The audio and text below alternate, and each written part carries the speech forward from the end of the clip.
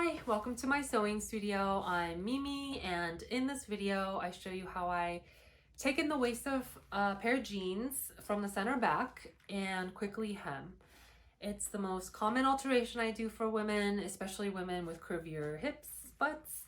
Even if you aren't super curvy, somehow the jeans are always kind of baggy at the back here at the waist. So this is how I do it.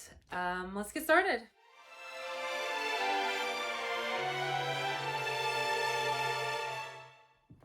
First, I fit the jeans and decide how much I want to take in and pin. Since the waistband tends to be thick on jeans, I pin both sides to mark the measurement. Then I measure the amount I'm taking in at the waistband and the taper to 0 length and write it down. I'm essentially creating a dart at the center back seam.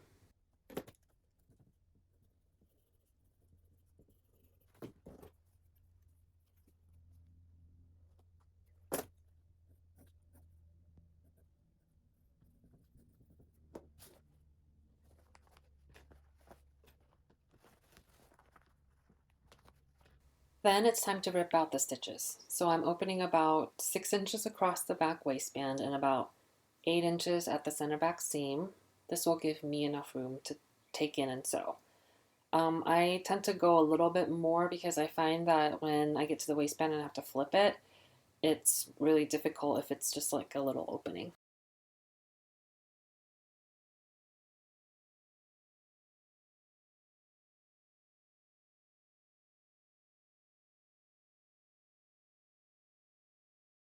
Once the seams are open, I measure and pin the center back seam over to half of my total measurement I want to take in. So I'm taking in 1.5 total.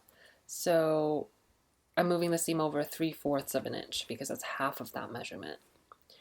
I do this by looking at the outside of the jeans, not the inside, and this is where I check to see if there's a smooth transition at the center back where I'm tapering to 0. Sometimes I have to open a little more seam here. Then I look at the inside of the pants and trim off starting from 0 at the bottom and angling to 3/4 at the top, 3/4 of an inch from the edge, leaving about 1/2 inch seam allowance.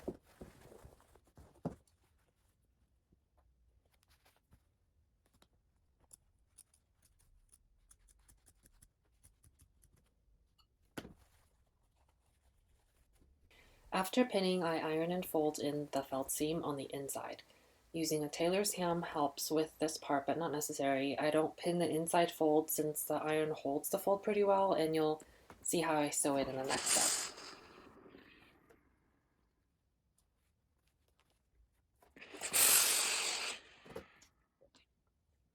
I have a denim needle in my machine and set the stitch length to 3.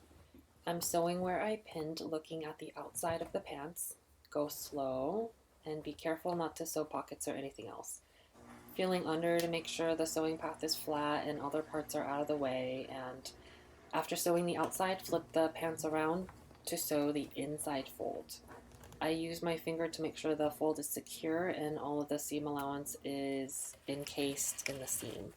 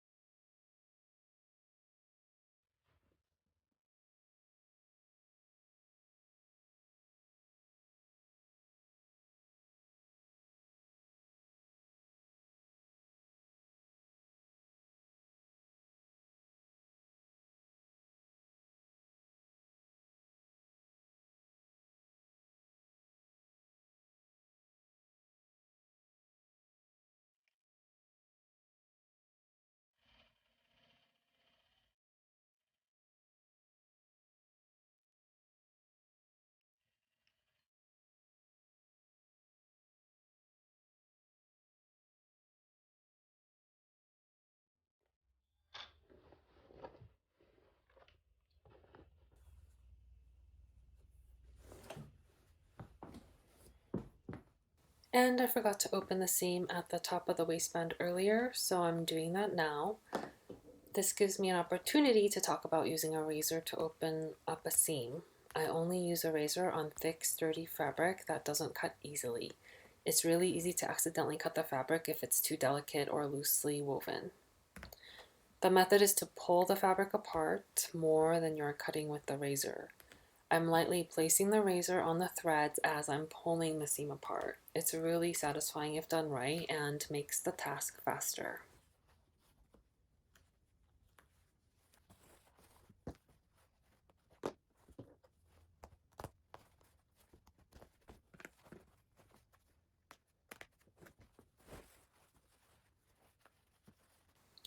Now flip the waistband inside out and pin at the amount that it's being taken in. Mine is 3/4 of an inch. I do this for both inside and outside of the waistband.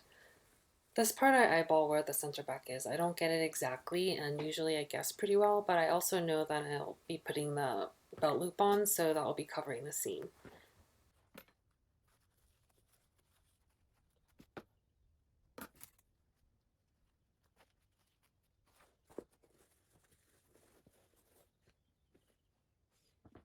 Okay, at this point you know what's next. Let's sew the waistband.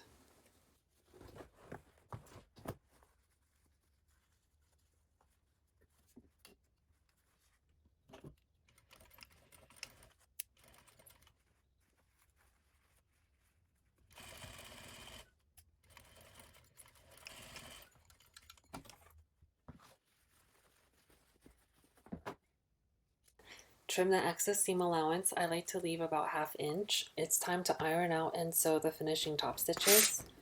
Don't forget the back belt loop. It's too thick for me to pin it on, so I'm just sewing it in when I get to the center.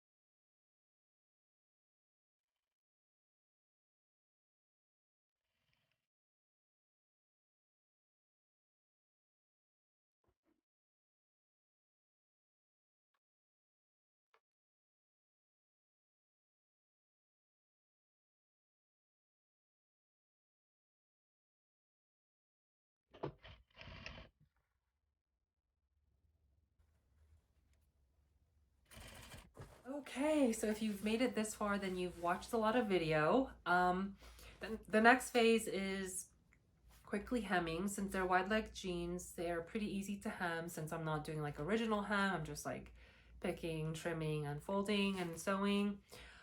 So if you are leaving, bye, thanks for watching. If you're continuing, welcome again. Let's continue.